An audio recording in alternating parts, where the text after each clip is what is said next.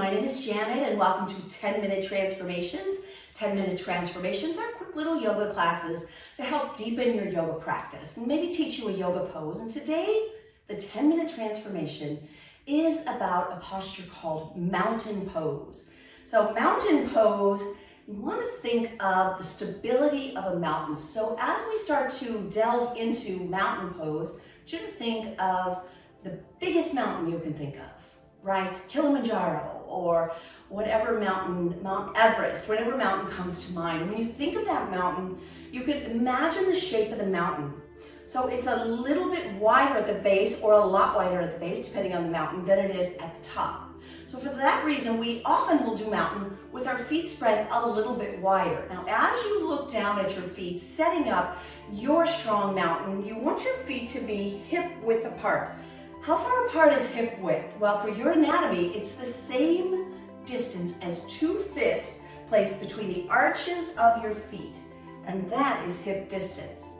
Now, the next thing about the base of your mountain in mountain pose is that the outer edges of your feet look parallel. So a lot of us have a little bit of turn in or a little bit of turn out as our natural stance, but for the yoga mountain, you want your feet parallel. So the outer edges of your feet, to me, they look parallel to the short edges of my yoga mat in this position. Let's travel up the legs. I'm going to turn sideways so you can see a few differences here. So as I travel up the base of my mountain pose, we want to be cognizant of what's happening in the musculature of the legs. The muscles are definitely working here.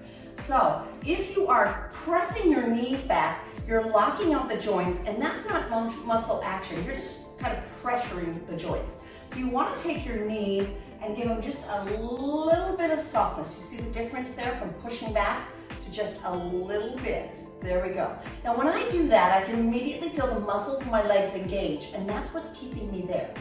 Look down at your feet, pick your 10 toes up, because they're sometimes grabby or grippy on the mat. Spread them out and gently, softly place them down. Where do you feel the weight of the body? For most of us, it's about 60% toward the front of the foot and about 40% toward the heel of the foot and kind of distributed through there. And that has to do with the shape of our foot. It's like a paddle. So as you lean in a little bit to the front of your feet, you're going to feel more stable like a mountain. Let's travel up the legs. I've often heard yoga teachers say engage your thighs so that it feels like you're lifting your kneecaps with your thigh muscles. Maybe that doesn't make sense to you, but if you give your knees just that slight bit of softness, you will feel your thigh muscles engage. From there, we'll move into the pelvis. In mountain, what I often see in yoga students, especially young girls, is this sort of pelvic tilt. And that's a weakness in the abdominal muscles and compression in the lower back. And it's not what we want. We want to tuck the pelvis under and bring the belly into engagement. So we'll either see what I might call like a J-Lo pelvis, or we might see an Elvis pelvis, and we see this in guys. So we want to find that neutral hip. So bring your hands to your hips and then tilt your pelvis forward and back a little bit until you really feel the difference between those two pelvic tilts. And then you can find your way to a neutral pelvis. Good. Another thing I often feel or see in students is kind of a slouching in the upper body. So we want to create space between the hip bones and the ribs. So you're going to lift the ribs up and out of the hips. So we're feeling the engagement of the back muscles and the stomach muscles, the abdominals, and even the obliques are on the side, pretty much evenly working all around the torso, holding you upright. From there, you want to be mindful that you're not flaring out your chest. We're going to knit the bottom rib cage together. There we go. So the lower body is set for mountain. Got it. Now, what you do with the upper body varies based on the style of yoga that you might practice. So some will extend the arms down with the palms forward, roll your shoulders down and back like you're squeezing the shoulder blades together. And you can see how the hands would look like an extension of the mountain. Roll your shoulders down and back so you expand the chest without flaring it out. Good. Now the head needs to be in a neutral position. So if you do a lot of computer work, reading, if you're a cyclist, you probably have your head forward of your spine, and that puts undue strain on the musculature of the neck. So you want to back your head up, lift your jaw so that it feels parallel with the earth. And there you have a beautiful, strong mountain. Are you holding tension in your face, gritting your teeth? Could you relax the muscles of your face? There you go. So this is a basic mountain pose. Different styles of yoga, as I mentioned earlier, might take mountain in a few different directions. For example, power yoga, the feet are normally together. Try it. Now as you bring your feet together, lift your 10 toes so you're not grabbing or gripping. Softly, gently place them back down and notice the weight distribution. Good.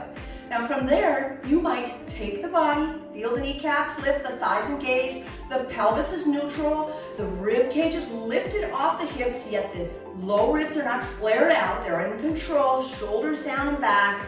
And the next element in a power yoga class is to extend the arms overhead. Turn your palms slightly in, and a lot of times that causes the shoulders to come up toward the earlobes. So you want to take your shoulders and soften them down your back. There you go. So we create space right here in the shoulder joint. If you're really tight in the shoulders, you might find that your arms seem to be out like the letter V. Some people tend to be limp in the arms. I want you to bring back to mind that huge mountain and find extension. You may find that you can even grow taller through the crown of your head. So as your palms turn to face each other, relax your shoulders down, tuck the pelvis under, pull the belly tight, big toes touch. The heels might be slightly separated depending on the shape of your foot, and that is extended mountain pose. Mountain pose has wonderful benefits to your body. As we hold, you'll start to notice what's happening. We are really building power into the musculature of the entire body in mountain pose. In addition to that, you really start to work on postural alignment. So when you're out in the world and you're holding yourself strong, probably your arms are by your side, bring that mountain pose to mind. Roll your shoulders down and back, lift the ribs, tuck the pelvis under, engage the abdominals, feel the body weight distribution in the bottoms of your feet, engage the muscles of the abs, the back, the side of the abdomen, the obliques, squeeze the shoulder blades together a little bit to open up the chest, turn your palms forward as you're waiting in line to get your groceries or whatever you're doing, and bring the energy of a mountain and all those wonderful benefits. Great posture, full body strength, and what if we go deeper into the philosophical benefits of doing mountain?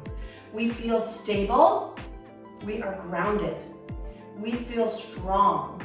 And even if you think a mountain is stable as it is, most mountains have growth. Every year, one of the mountains near my favorite place, Palm Springs, Mount San Jacinto, is said to grow 2 inches every year. So as I find mountain, circle your arms overhead. Here we are in mountain pose.